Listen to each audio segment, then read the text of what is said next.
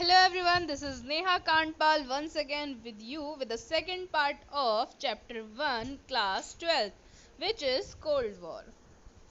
Guys, we have studied about Cold War and First World War, Second World War, but let's take a short recap.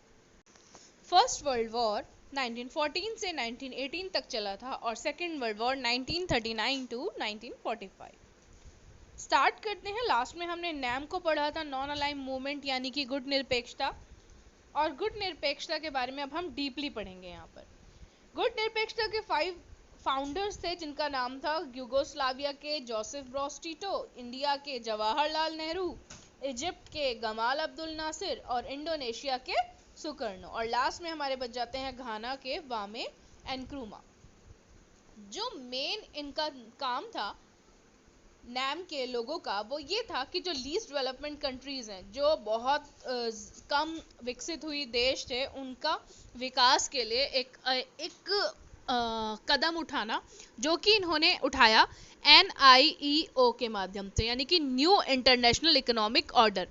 UN के द्वारा ये दिया गया था और इसके अंदर कुछ बेसिक स्ट्रेटजी थी, जैसे कि छोटे जो देश थे वो अपना कच्चा माल बड़े देशों को ना दें, अपनी टेक्नोलॉजी पर ध्यान दें, अपने विकास पर ध्यान दें और इंटरनेशनली व्यापार करना सीखें, अपनी ट्रेड को बढ़ाएं। इसके अलावा जो अंकटाड था, यानी कि आपको पता है UN is a United nation, जो कि बेसिकली एक शांति संगठन है। तो उन्होंने एक रिपोर्ट निकाली जिसको नाम दिया गया अंकटाड, यानी कि United national conference on trade and development, जिसके अंदर व्यापारिक संगठनों के बारे में बोला गया, जो कि 1972 में आया था। और इसके अंदर दिया गया कि to give the LDC control over their natural resources. It means कि जो कंट्री लीस्ट डेवलपमेंट कंट्रीज में आती हैं, they have to control their own resources, ताकि वो आगे डेवलपमेंट अच्छे से कर पाएँ। Next, to make western market available to them, like it was compulsory to participate in the national market। तो ये बहुत ज़्यादा ज़रूरी था उन लोगों के लिए, क्योंकि अगर वो अपना विकास चाहते हैं तो उनको देश की जो इंटरनेशनल मार्केट है उसमें पार्टिसिपेट करना ही करना पड़ेगा। तो रिड्यूस कॉस्ट ऑफ टेक्नोलॉजी। अब क्योंकि जो देश बढ़ चुके थे, जो देश डेवलप थे, उनके पास टेक्नोलॉजी भी अच्छी थी और इन देशों के पास टेक्नोलॉजी भी अच्छी नहीं थी, तो इनको अपनी टेक्नोलॉजी का जो कॉस्ट था वो जो बाहर से खरीद रहे थे उसको भी कम करना था। तो ये भी इनके लिए एक बहुत बड़ा चैलेंज था। To provide a greater role in the international economic institutions, and it was compulsory to participate in the international institutions, because without participating in that kind of institution you can't imagine your future bright। उस time पे ये बहुत ज़्यादा compulsory हो गया था। फिर India responded to the growth of Cold War in the twofold. First, in the stayed away from alliances. Further, it raised voice against newly decolonized countries becoming part of either the alliances.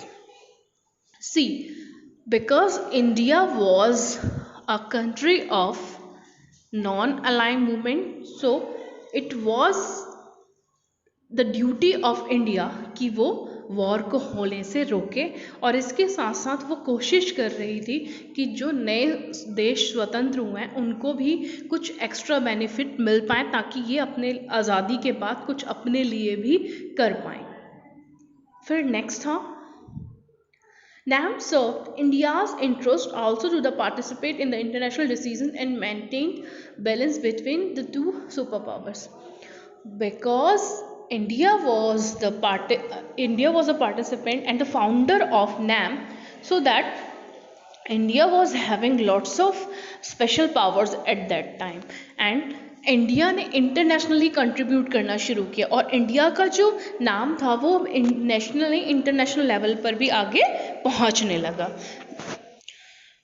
India's policy was criticized on grounds of possessing contradictory postures, like sign up था तो India NAM में, but कई बार ऐसा देखा गया कि India का झुकाव यूएसएसआर की तरफ था। जैसे कि बाद में पता चला 1971 में इंडिया ने यूएसएसआर के साथ एक 20 वर्षीय संधि साइन की, जिसका नाम ही 20 वर्षीय संधि था।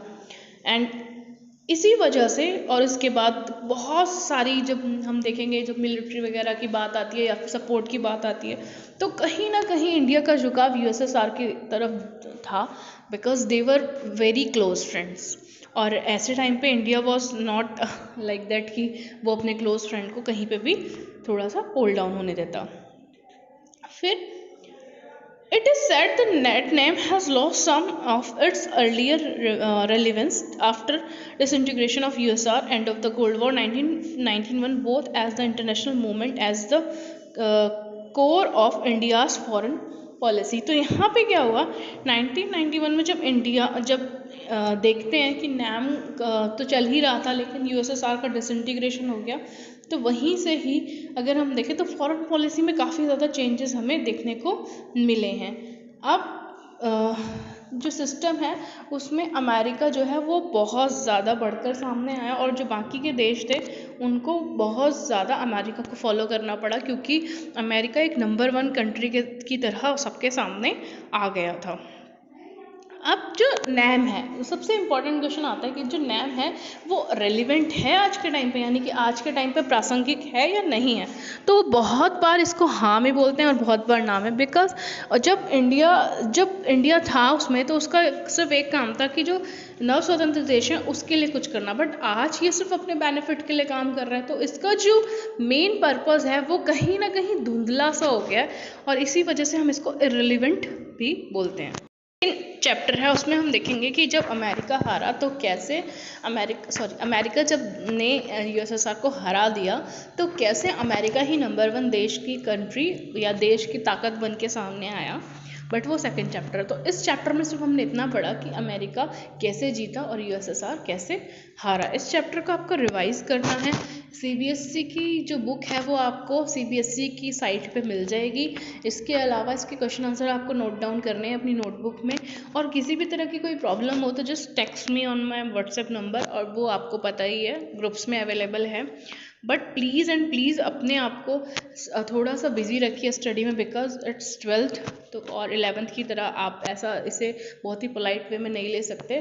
12th बहुत ज़्यादा मैं बोलूँ हार्ड तो नहीं बोलूँगी, बट बहुत ज़्यादा कंपलसरी है आपके लिए, क्योंकि वो आप अच्छे कॉलेज में एडमिशन दिलाने में आपको हेल्प करेगी। और आपको कोरोना की वजह से बहुत टाइम मिला हुआ है घर पे बैठकर पढ़ने का, तो उसे यूटिलाइज़ कीजिए, उसे वेस्ट मत कीजिए।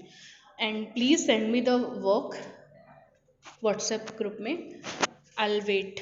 Thank you.